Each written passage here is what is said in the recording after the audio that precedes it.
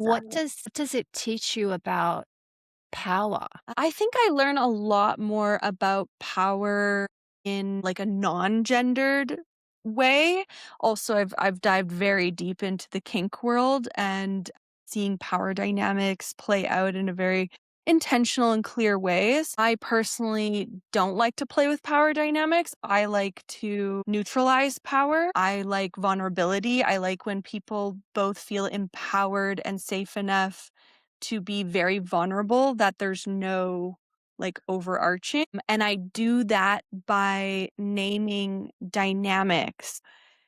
It could be gender dynamics, it could be like physical power, it could be skin color, it could be ages. So you mean you're role playing all these different aspects?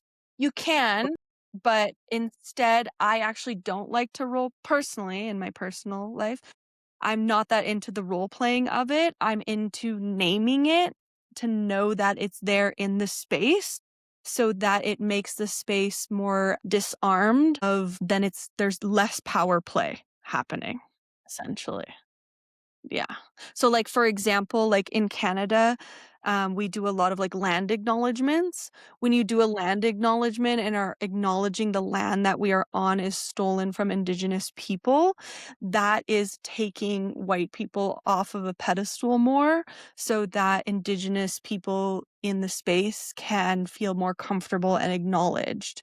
And it brings the power dynamic to a more neutralized place, which is what I like. So when I play with cock energy, I'm not playing with it in a power way. I like to actually and I would say too, like when I play with like a lover who has a cock, I'm also dismantling their power. I don't want one power over the other. I'm looking at how can we neutralize that, if that makes This is sense. fascinating. This is almost like I took a PhD in like the depth of queerness and because intersectionality. it's really interesting. It's really interesting because it comes back to that question that I'm asking you about. There's 2 tracks that I see is happening, is that the stepping into the polarities and the extremes is not necessarily a power play or a power dynamic, but it is these 2 poles that you're holding, and what you're trying to explain, I suppose, in this moment is what happens when there aren't polarities and we're in that. I'm curious because how does that work in universal law? How does that play out in your everyday life? Yeah, I think at basis it works very well. The problems is where we get into oppressive systems. So Mm, that's like gender becomes a problem when it is made a problem mm.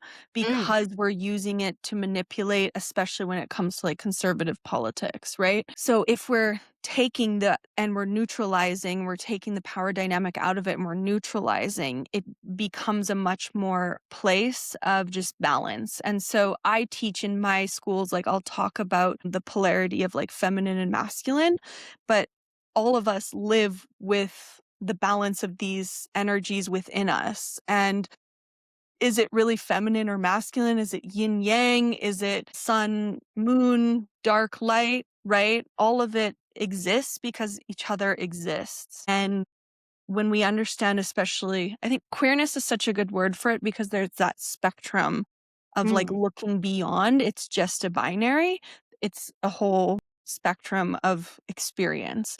Because, like, say, use light and dark, right? When we look at just the sky and it's light and dark, it's darker at certain points and it's lighter at certain points in the whole just spectrum of darkness, right? They're always merged. That's why yin yang, right, is the dots within each other because they always are enmeshed with each other. mm. But sometimes it's more dark and sometimes it's more light, but they're always existing together. So that's more how I see it.